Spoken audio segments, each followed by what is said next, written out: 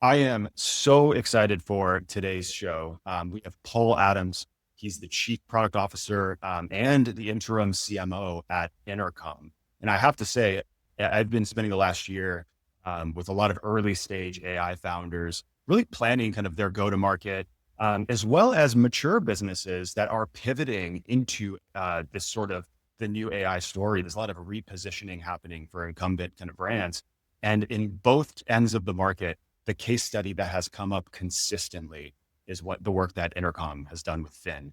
It's been incredible. And I've been curious and wanting to learn from the outside. And so I'm excited, especially for today's episode. A little bit about Paul before we dive in. Paul joined Intercom when they were 13 people, and he built and ran the product org since then. Prior to Intercom, he was the global head of brand design at Facebook. And he's had several UX and product design roles prior to that at companies like Google and Dyson and others. So with that being said, excited to welcome to the stage, Paul Adams. How's it going? Hey, good. Yeah. Thanks for having me. Good. Oh my gosh. Thanks so much for being a part of this. And so there was so many things that I'd love to cover. But I figured just the intro spurred the question around your job title, especially because it's a bit unusual. I haven't seen too many folks owning both kind of product and marketing. I'm curious kind of how did that come to be? Yeah. I'll probably give you the short version of the story. It's a fascinating question, actually. Um, Longer term business strategy and the makeup of leadership teams and executive teams. I was a CPO, Chief Product Officer. I'm now some version of CMO. I'm spending most of my time leading marketing at the moment, actually. Part. But I think if you're sitting in an executive team or a leadership team, you're a founder, a co-founder, your job to some degree is to try and predict the future. You're looking at like, where's technology going? Where's a product category going, a market going, and trying to work out how you could plot your paths to either bend that to your will, bend that Right. future towards things that suit you and your company, or make sure you can follow along and be a part of this and you're not kind of following some other strategy.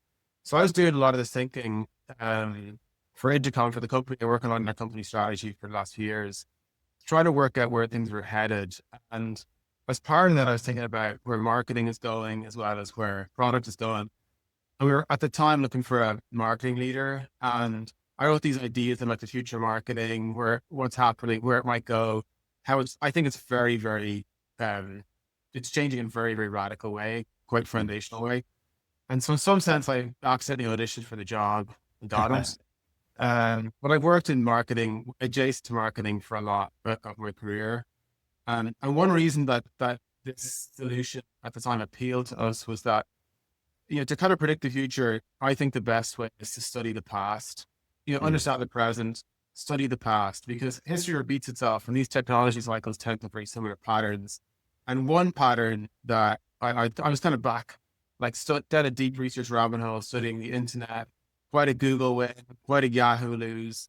What happens after Jeeves and Alta Vista and Lycos and all these sites? There's so many. And one pattern that emerged out of that was to win, you must have objectively good technology. Like you can't win with something that's like a bit as good, nearly as good or kind of good. Or Google won word for it because their technology was better. Right. And so there's this kind of intersection of product and marketing there where, if we're going to win in the market, you need a deep understanding of the product. Yes. And so there's kind of an intersection there that led to me starting to do the job. That's amazing. And yeah, I mean, I feel like I've heard like it's the timeless mantra that great marketing can't fix a bad product or whatever the case is. And also that this idea of alignment comes up a lot. And typically in the marketing context, we're talking about marketing sales alignment, but marketing and product alignment increasingly as well, or should be certainly. I'm curious, at the center of that Venn diagram, have you seen like obvious advantage or wins kind of being at the helm of those completely integrated functions? I think the two, like typically people talk about marketing and sales as being, two sides of the same coin or sister departments or orgs, whatever. Yeah. marketing or product should be just as close as those two, arguably even more, more intertwined in this day and age.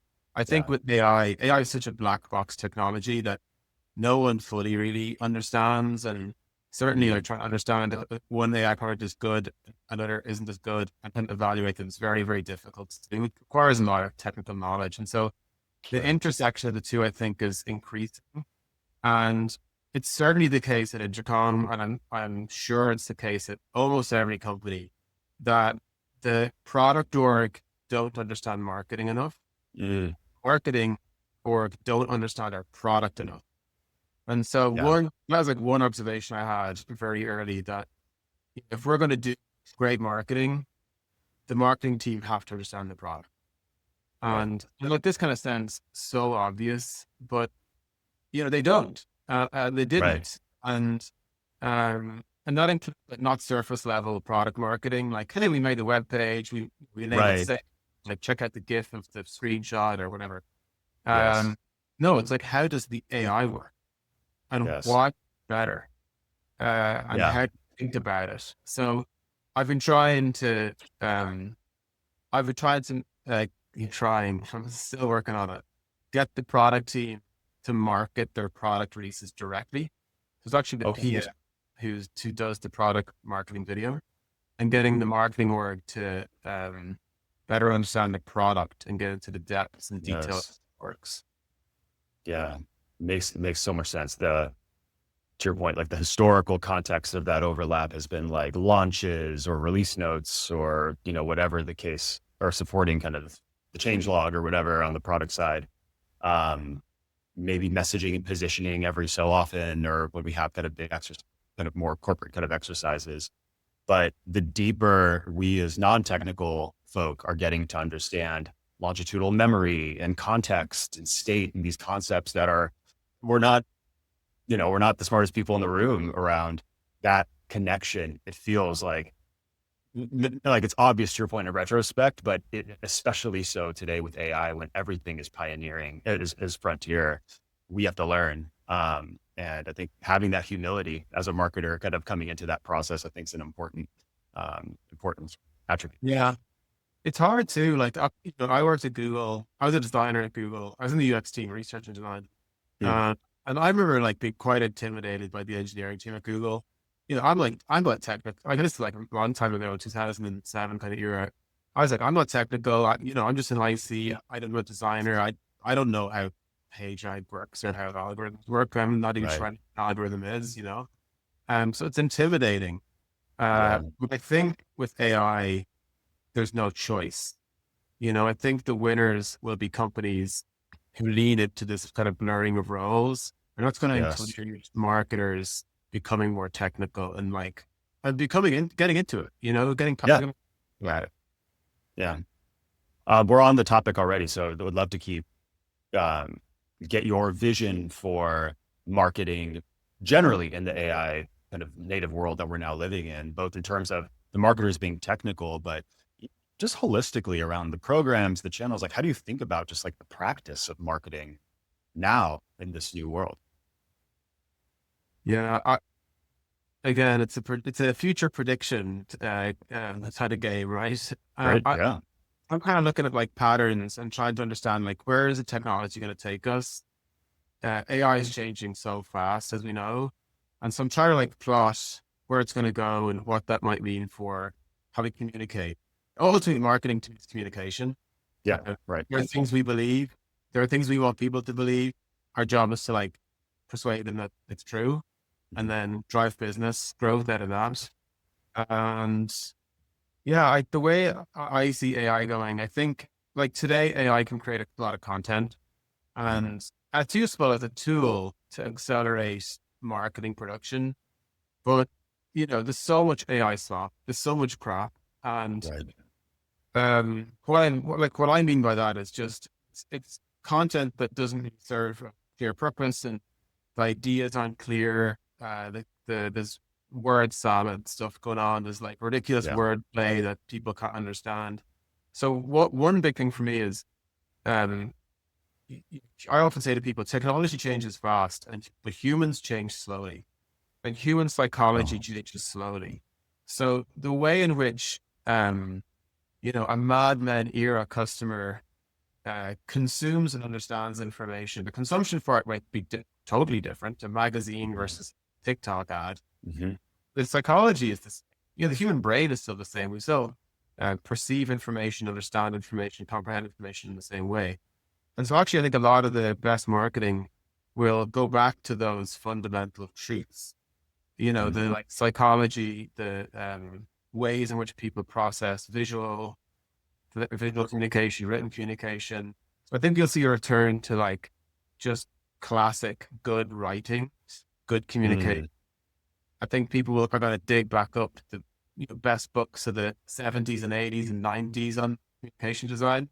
I think that's the big thing that'll happen. And then the second big thing I think is that the AI slop, I think, will become less sloppy. It'll become more polished.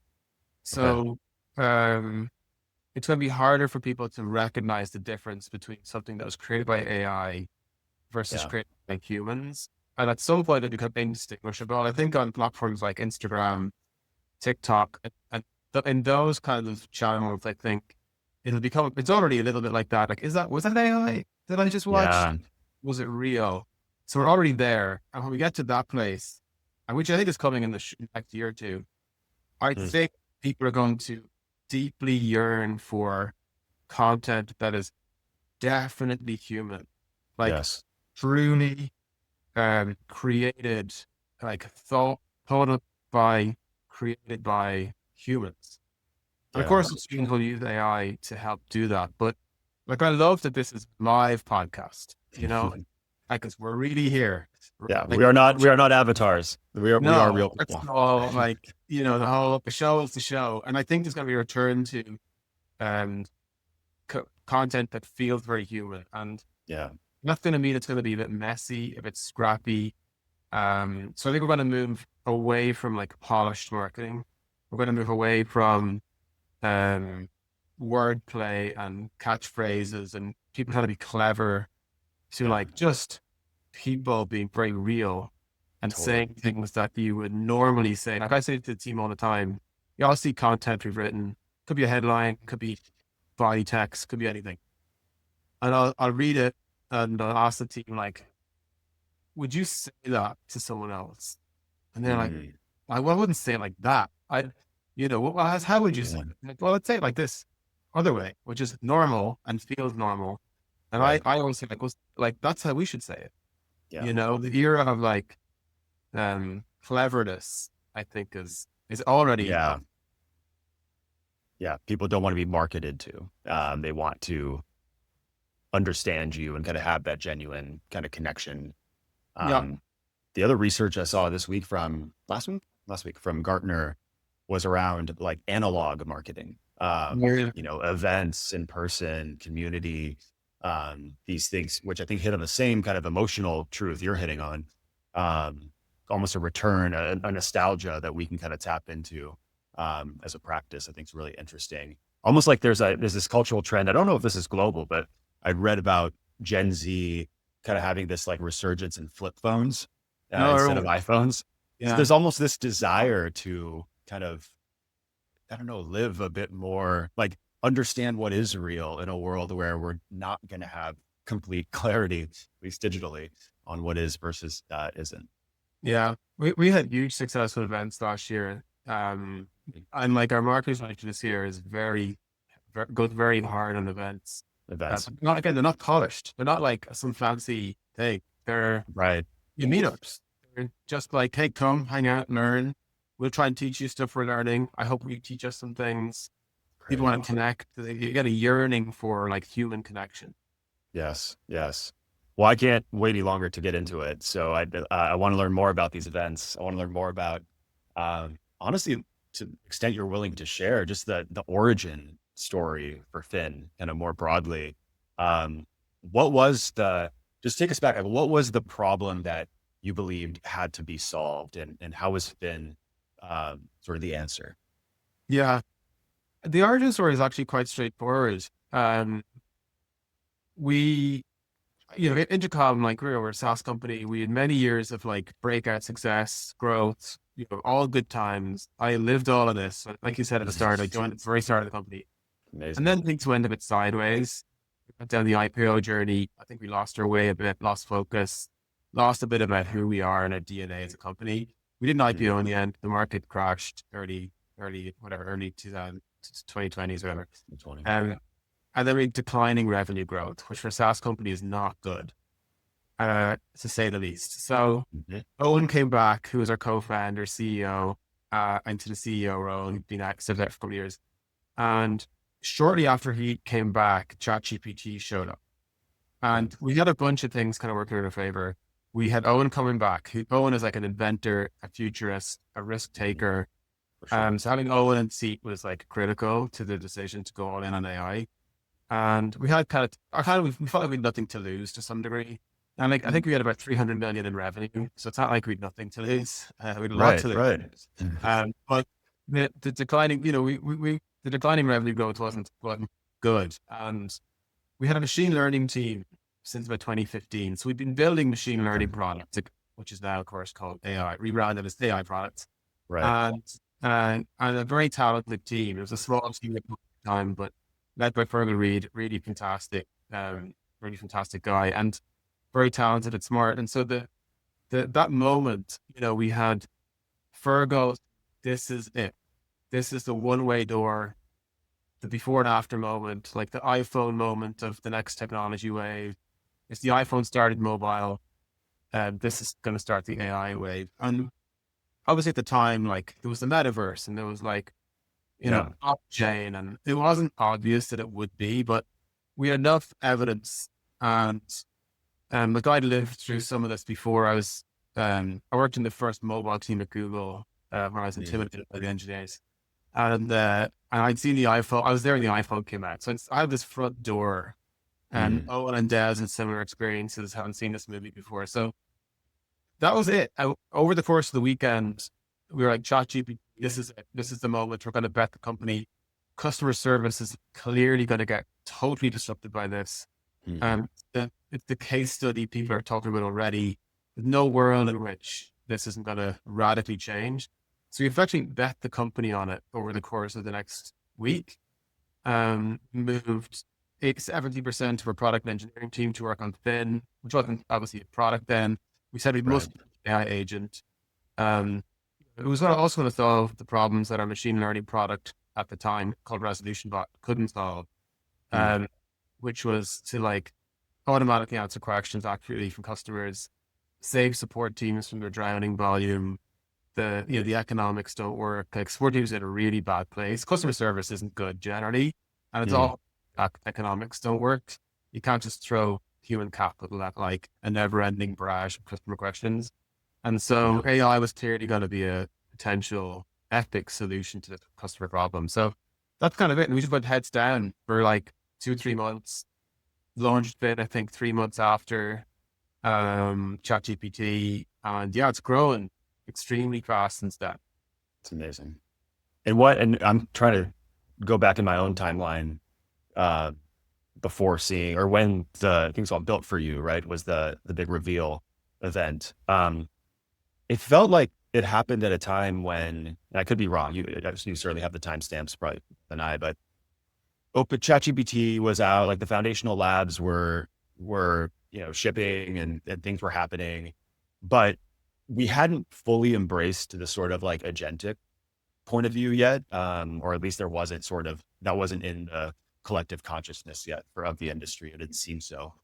Um, and beyond that, um, the, a lot of companies were sort of still sitting back and observing or hedging or trying to figure out kind of what is our play here. And but I think that part of what makes Fin's launch so historic is you sort of, to your point, bet the company, had conviction early, maybe first, or as far as Yeah. I could tell.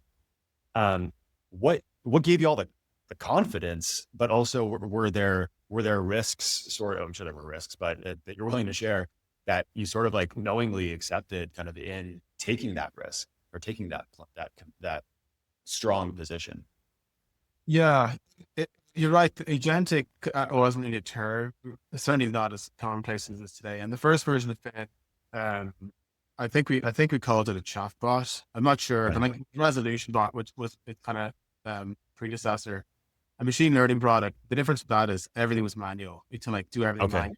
Just the amount of work involved to get it to work. It did work on the machine learning side, but the amount of effort involved just wasn't worth it. It didn't do it. Mm. So adoption, the deep adoption and usage was low. And I kind of like go back to what you said earlier. Like we were really early. We were first by a long way, and we also changed pricing. We priced it in a kind of radically different way than the seat Right. that all SaaS companies have. We priced it per outcome, and Mm. it was also kind of a risky thing to do. But I guess that was us kind of putting our kind of walking the walk. We were putting our money Yeah. where not like if it works, um, people will pay for it and pay for the outcome. If it doesn't work and they don't pay, well, it's a shit product, So if it's a good product, it will Yeah. work. You will pay, and like the incentives are aligned. So that was also like a big giant risk we took. We've since taken other risks. So like the theme here is like we're willing to bet big. Yeah. And we continue to do so. Like literally just last week, we were talking about company strategy for the coming year, and we're talking about how we're not betting big enough in some places. Mm. So there's a culture from the executive team down to take big risks, make big bets. Where does that come from? Maybe it's part of kind of the people that we are in our backgrounds. We're kind of creative people. We like new Mm. ideas, things. But I think it's also we are recognizing the moment we're in. Again, like, go back Yeah. to the restart. Just study history. Like if you go back to mobile, there's household names: TikTok, WhatsApp, Snap. These companies didn't exist. Yes. Didn't exist. And the mobile hardware is another great example where prior to Apple coming out with the iPhone, Nokia, BlackBerry, Sony Ericsson, they're like the coolest phones you could buy. All Sure. dead, all dead. And so, we're like, we might not make it. So we better bet Mm. big if we any Yeah. chance to make it. And it's still so early. So we're continuing to bet big. Like we believe that all these markets are still open. Like who's going to win the Yeah. coding agent category? Who knows? Right. Are OpenAI or Anthropic going to win, or Chrome and Gemini? And it's still unclear. It's still playing out. Yes. It is. Yeah. Absolutely. Um, just to stay with the launch one, first one more question. I thought also how you launched it was, um, what was incredible in the sense of like, it's one thing to have a company strategy about betting big and betting the company on the future. It's another thing, I think, to going back to our earlier conversation, to communicate it well so that people get it. And I think that's one thing y'all did incredibly well. The Built For You event, I believe, was streamed just like this one on LinkedIn Yeah. and other places. It was very well produced. It had sort of this, like everyone wants their iPhone moment, right? And it really kind of felt that way. It felt like Owen was back to, I don't know if those timelines kind of aligned Yeah. well, but for his, like one of his first kind of big public kind of moments. And so I'm curious, for marketers listening, maybe for some that are thinking about their company launch, or we see, early stage businesses filming these like launch videos or what have you. What did it mean to launch Fin in the way that you did? And then are there any kind of any advice you would give kind of the marketers listening who are thinking about trying to break the internet as well, like you all did? Yeah. It's interesting to think about it. Like your memory was accurate. We had a big event, like a live broadcast. Again, leaning into those ideas about how to succeed with marketing in the future. Mm. I believe a lot of I meant to mention some of this earlier, but personal brands. I mean, I'm not the only person saying this stuff, but like, Yeah. personal brands, people, right? Real people. So it's Owen, it's me, or it's whoever. It's real, and it's video. It's Mm-hmm. demo oriented. You're showing everything is real. It's not vaporware Yes. or like, when I say demo, I mean the real product working for real, not like Hollywood demo stuff. You build a Yeah. Hollywood demo, you'll soon realize that no customer is sticking around. They're kind of Mhm. that it's not good. In the same way that people use Yahoo and Alta Vista and realize that Google was just better back in the day. Yeah. So the AI stuff comes back, the chickens come back to roost. But it's funny because we actually launched Fit as a beta, Mm. quietly first, and we were trying to prove out if the product actually works for real. And once we realized that we had something that worked, so it did really solve this customer problem. Finn could answer customer questions accurately, and was starting with the simpler questions, the informational questions, not the agentic stuff it does now. And now it can do way more complicated things. But Mm. we launched it in beta. And once we realized, okay, we have like product market fit here. We got to tell the world about it. We got to Yeah. announce it to the world. And so we did that. But I don't know if the marketing event, the launch was the thing that made it successful. I think it was the obsession with improving it. Like how we build software is very different now to how we would have done it in the SaaS era. And it's a lot more experimentation, kind of an empirical approach, a scientific approach to like A/B testing changes in the RAG system and at the model layer and all sorts of stuff. So, Mhm. again, it's a technical time, and so I think it's been successful because of our rapid product iteration based on all the customer feedback we're getting. And I'm not sure if the big launch did how much, but maybe it started the trajectory. It got people to learn about Fin. But like in terms of advice for people, um, it's funny, like now that I'm running marketing, what I think, I like, if you go back in time, I don't know if we would do the same thing today. Oh, interesting. Yeah. We like it here. Well, we still have like tier one launch. We still have like tier one, tier two, tier three kind of product releases. We are doing tier one launches. We actually have 3 tier one launches coming up. We have a Mm. tier one launch in February, March, and April, which we've never had before. Wow. Three in consecutive months is like not how you do it. Yeah. Uh, but each one is significant. It's a significant improvement to Fin that we believe it's warranted. But the execution of it, I think, will be less onerous. Mm. I think the way OpenAI launch products is really interesting. Like it's Sam and a bunch of people coming into a room and talking Yeah. about demoing it. And I think that's um, a very interesting direction because it's authentic and real. It's clearly that really them. Yes.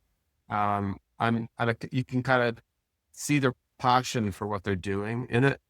And Mhm. we're moving product launch marketing to look a lot more like that. We'll do it in our way, Interesting. in an Intercom way. Yeah. I think it'd be less fanfare. Yes. And that feels really uh,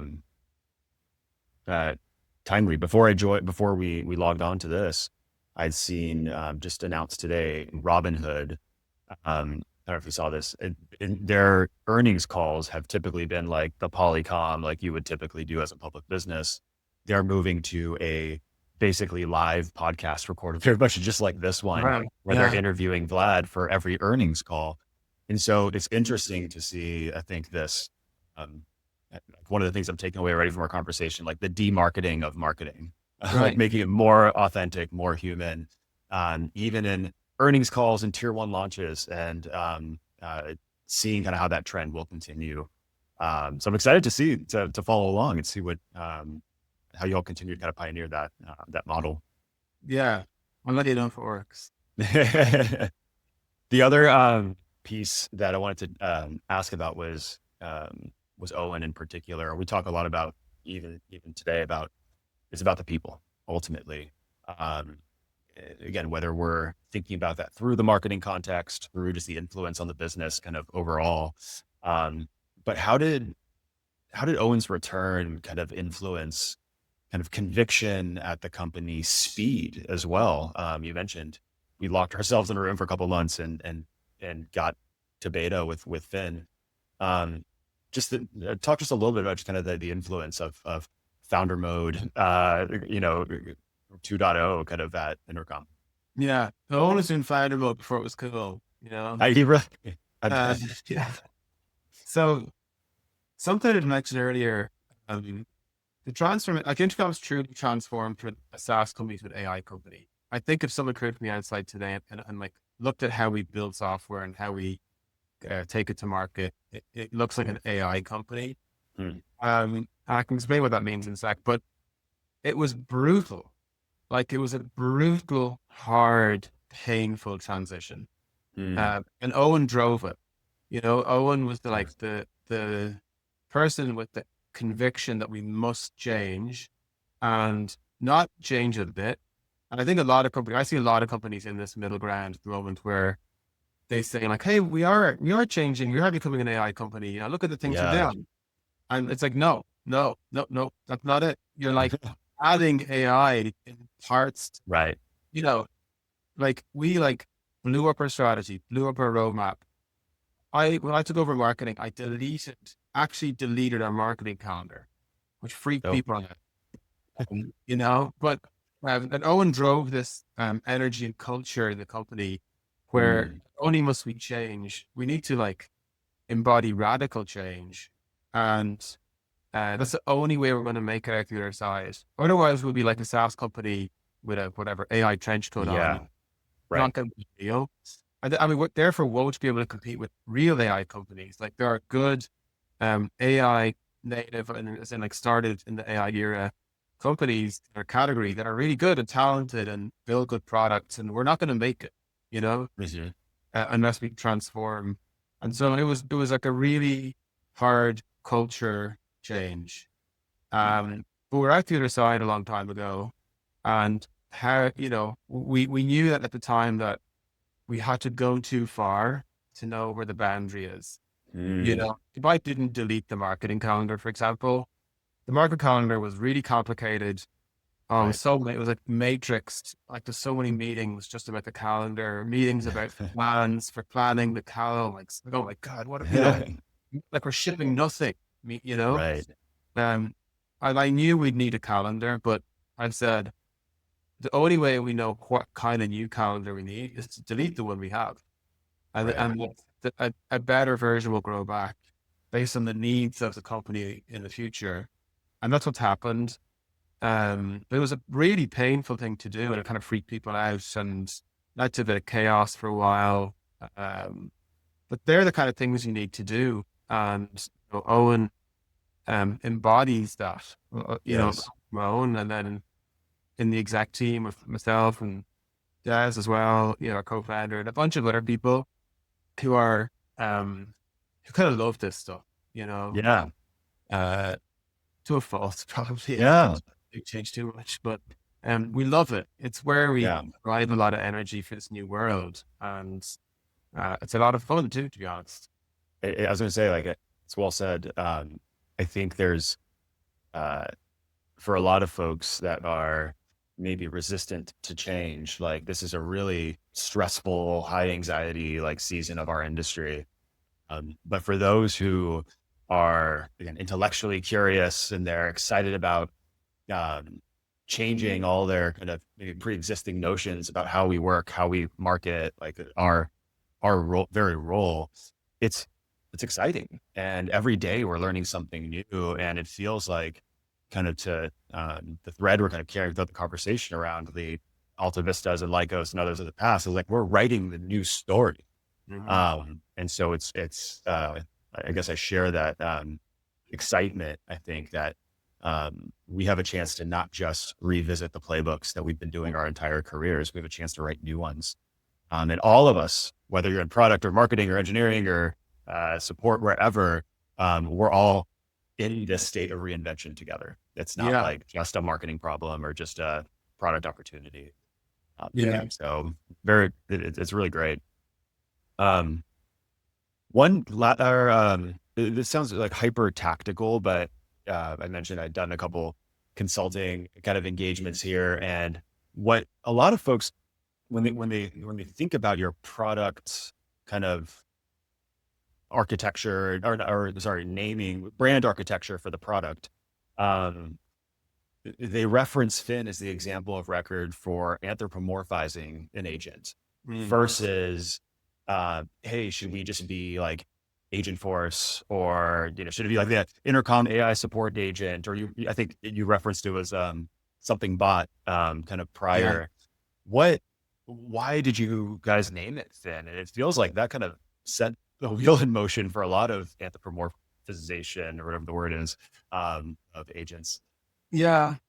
Fascinating question. Um, you can rename Fin, right? So like our customers can rename Fin, and they do. Hmm. They make Fin more on brand, and they tend to give it names too. Like Penny is the most recent one I saw. Oh, cool.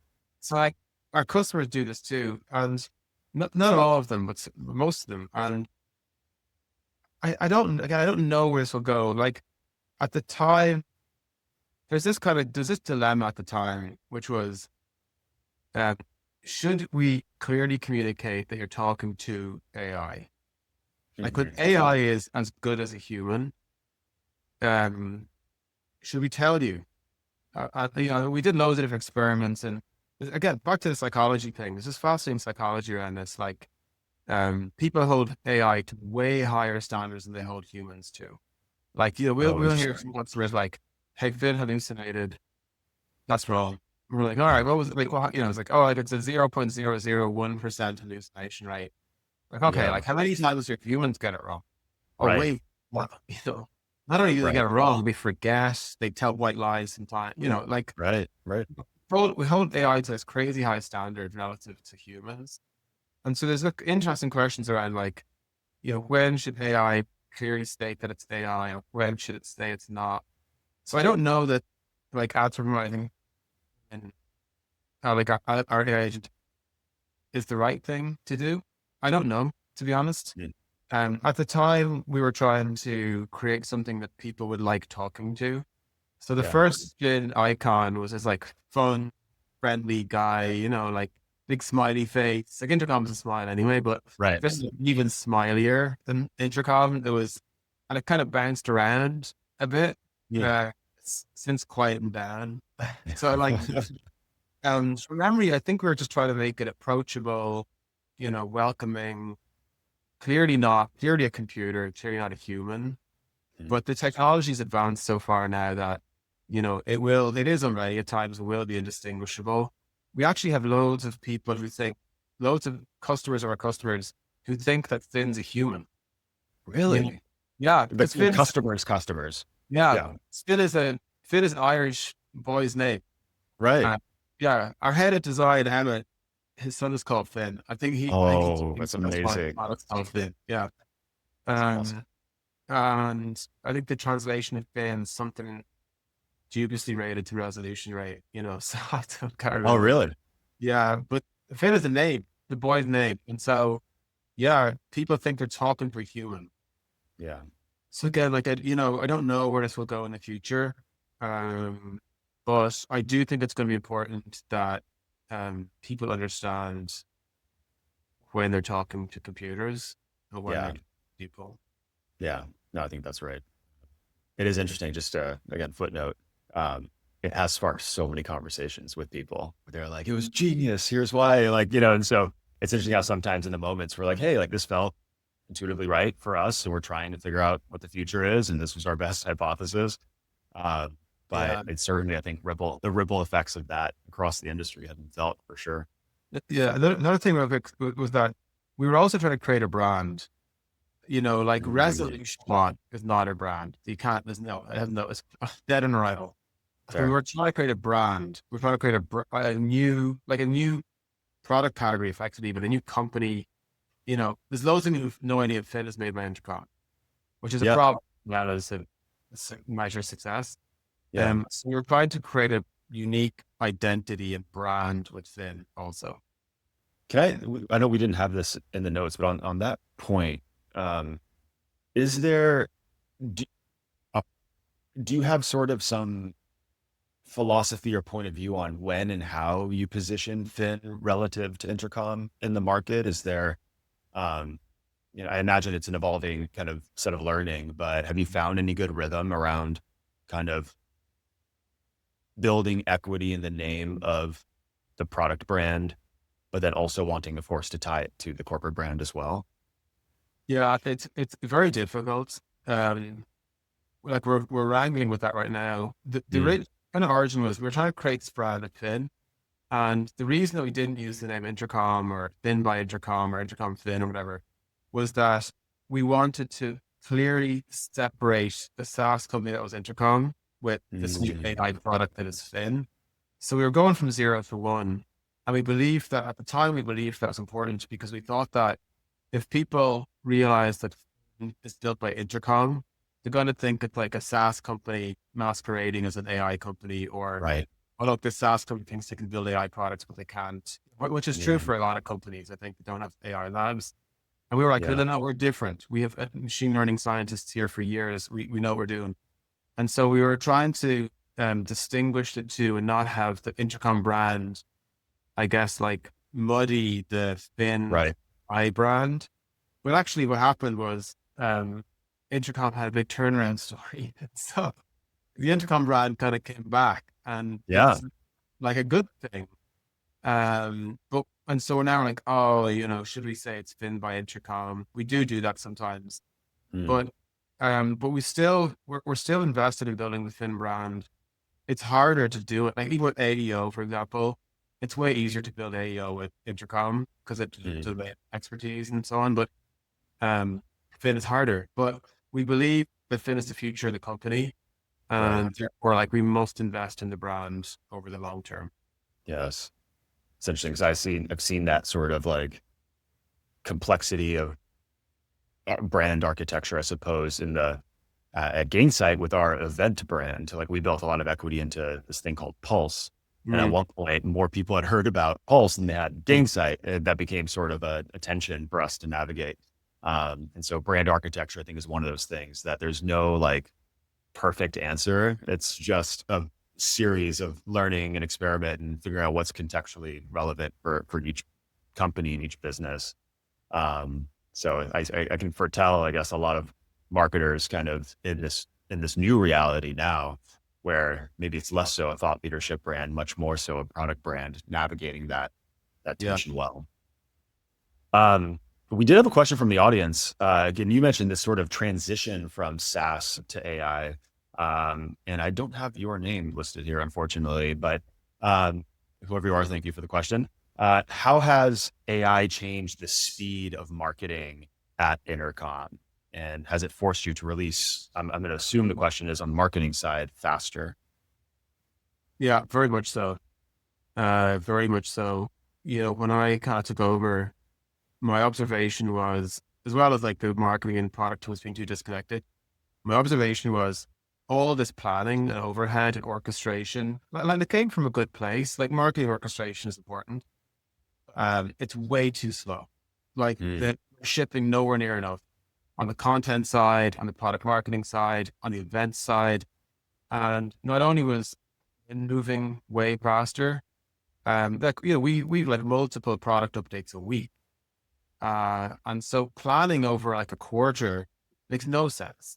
Like Fin in a quarter is actually going to be a different product than mm, Fin A. So again, this is back to like I blew up the marketing calendar, um, and totally changed how we work and reoriented it. I broke down silos, like a team of these marketing silos, got rid of all that, so there's, I don't believe that like we have a PMM team and a content okay. marketing team. Now we do have, of course, people in those roles that would identify with those functions, but, um, I created these like fluid work streams, very small teams. I talk a lot these days about full stack marketing, and we Yeah. have a new role called full stack marketer. So we have to. And so now we ship marketing multiple times a week too, because we That's have great. to. Otherwise we're under marketing the product, under Right. marketing our story. And another huge theme is education. I think it's quite universal for people in any category. Um, the world is crying out for education on AI. Mm, Intimidating. It's hard to understand. People want to learn. They're really desperate to learn. How does it work? How do I use it? How do I not fall behind?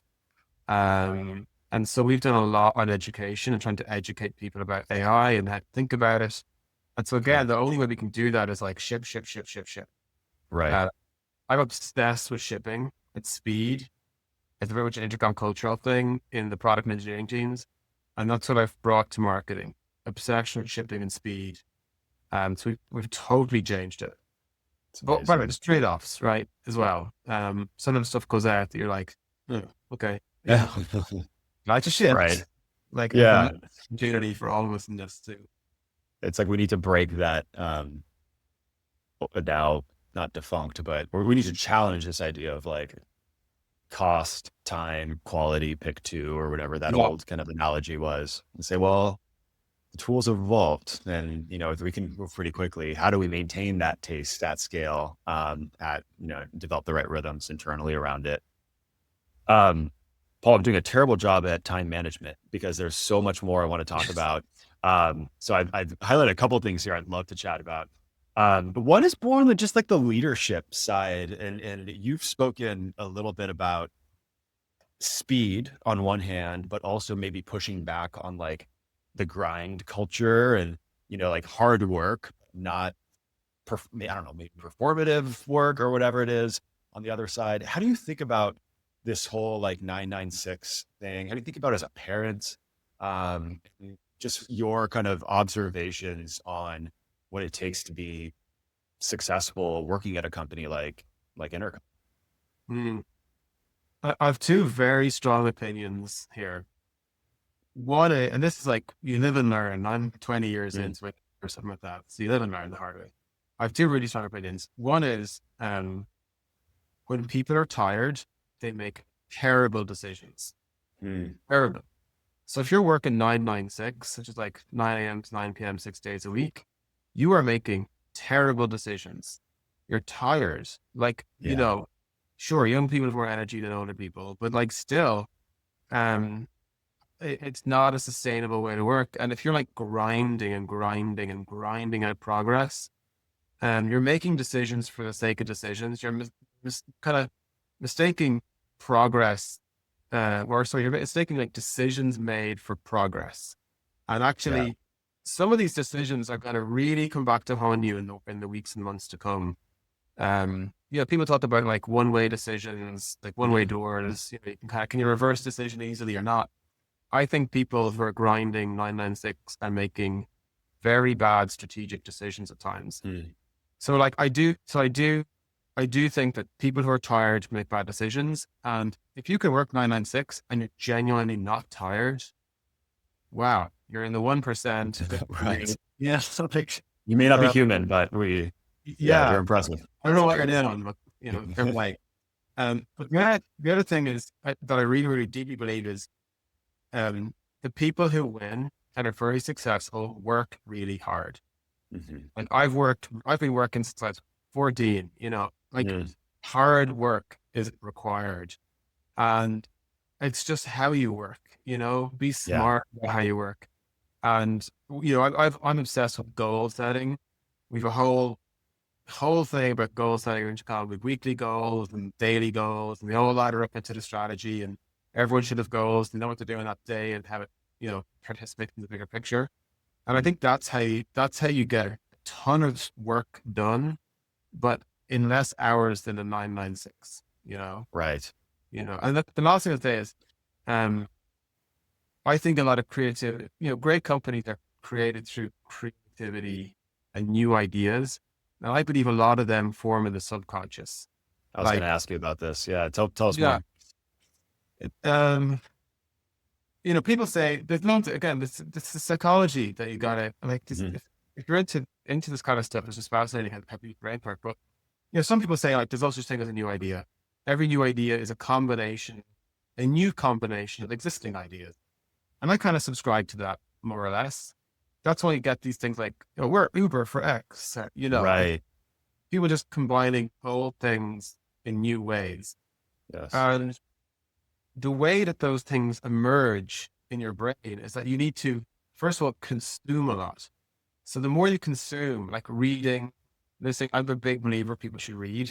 Uh, Mm, in listening to podcasts, just consumption. And the brain is an amazing thing. Your brain will just let that all filter and merge and melt together in the background. and you need to give it space to Mm. like let the new formulations of ideas rise to the top. And Okay. so like I have 3 kids, I have a very busy life, but I hack my life to let this happen. Like Wow. running is the way I do it mostly. Running. Running, yeah. So like I run a lot, and running is like for my head and my body, both. Mm. But a lot of the ideas I have, new ideas come when I'm out running. Um, Awesome. I'm not thinking about work necessarily either. Just stuff emerges. The subconscious is a powerful thing. Again, that's why you shouldn't be 996ing it. You should be Yeah. with normal hoursing it, work really hard, and then go out and Yeah. go for a run or do something else.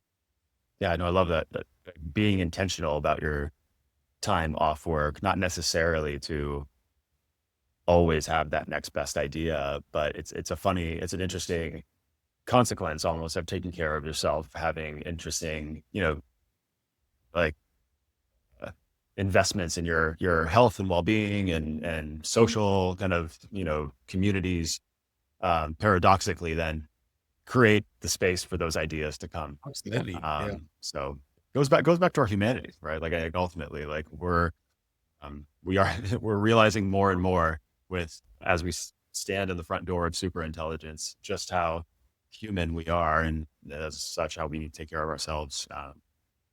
And in order to, yeah, find our place in this new world. Yeah. Paul, thank you so much.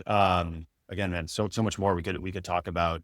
What's the best place for folks you did mention you're doing a lot of writing these days, a lot of speaking. What's the best place for folks to follow along, and hear what's next? Yeah. Well, now that I work in marketing, LinkedIn. Yeah. Hey, welcome. Yeah. Like I'm on the place I'm most active is LinkedIn, to be honest. 10. It's just Paul Adams, while we're on LinkedIn. I used to be Twitter, my kind of handle is PADDAY. Okay. I'm less active on Twitter than I used to be. We have a Substack for Fin, which is ideas.fin.ai. So a lot of the writing on like the future of marketing and org changes and strategic thinking on Mm, that is there. So if you go to ideas.fin.ai, a lot of the thinking, a lot of the stuff we covered today in greater detail for sure is there. awesome. And we'll link to all of this for folks that might be getting the newsletter or seeing this in the show notes. So amazing, Paul. Thank you so much. Really, really appreciate it. And thanks everybody for watching and joining us today. Likewise, thanks for having me.